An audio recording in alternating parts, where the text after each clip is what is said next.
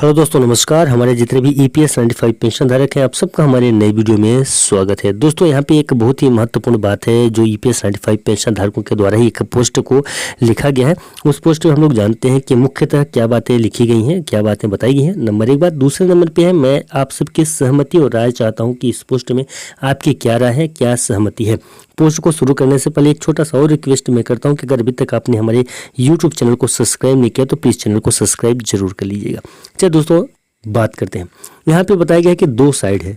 मोदी जी अच्छा करते हैं, दुनिया में हमारा स्थान ऊपर उठाया है। देश में जनता का भी, जिस जनता के बल पर भारी बहुमत मिला उसे ध्यान में रखते तो सराहनीय है। जनता त्रस्त है, अमलदास शाही शर्म पर है, पुलिस विभाग जो सीधे साधे लोग हैं उसी पर जोर निकाल रहा है। विधर्मी को नहीं सताते हुए सामने हो जाते हैं, लड़ लेते हैं। अब यहाँ पे मैं बात करता हूँ EPS 95 पेंशन धारकों की। देखिए, EPS 95 पेंशन धारक महीने का 300 रुपये से 3500 रुपये पेंशन लेके कैसे जिएंगे, ये विचार करने की बात है। काफ़ी महत्वपूर्ण टॉपिक पे बात हो रही है, क्योंकि किसी भी व्यक्ति का अगर महीने का खर्चा मात्र 300 रुपये मिले या 3500 रुपये मिले तो सोचने वाली बात है कि 300 रुपये से लेकर 3500 रुपये में कोई भी अपने खर्चे को नहीं निकाल सकता। और ये बात तो कोई गलत नहीं है, ये बात सभी को मालूम है। इस विषय पर माननीय प्रधानमंत्री जी से भी कई बार चर्चाएं हो चुकी हैं। और यहाँ पे बताया गया कि सुप्रीम कोर्ट ने हुक्म किया कि मिनिमम पेंशन 7500 प्लस DA करना चाहिए। हर महीने EPS 95 पेंशन धारकों को मिलना चाहिए। लेकिन सीधा सरल हुक्म किया गया। मोदी जी ने अमलदार जो EPFO चीफ है वे सुप्रीम कोर्ट को नहीं मानेंगे और फॉर्म भरवाएगा, जो कि जटिल और कानूनी है। इस पर इंग्लिश में है। 26 जून अंतिम तारीख दी गई थी फॉर्म भर के EPFO में दाखिल करने की, और सुना है कुछ रुपए भी भरना पड़ेगा। इसके बाद आए हुए फॉर्म चेक करके उनको जितना लाभ होगा उतना ही देंगे अमलदार। सुप्रीम कोर्ट की बात यहाँ पे बताई गई थी कि उनके द्वारा किस प्रकार से जो तो EPFO की और सरकार को ये हिदायत दी गई थी। ये जानकारी में था कि EPS 95 पेंशन धारकों को बढ़ी हुई पेंशन की राशि जो कि 7500 रुपये होती है वो उनको दिया जाना चाहिए। लेकिन EPFO ने फिर भी जो तो जब अपना तारीख बढ़ाया, एक्सटेंशन फॉर्म बढ़ाया और EPFO में जो तो हाई रेट्स का जो फॉर्म सबमिट हो रहा था उस फॉर्म को सबमिट कराया, जिसकी वजह से अभी तक फॉर्म ही सबमिट होता रहा और अभी तक EPS 95 पेंशन धारक लाभान्वित नहीं हो पाए।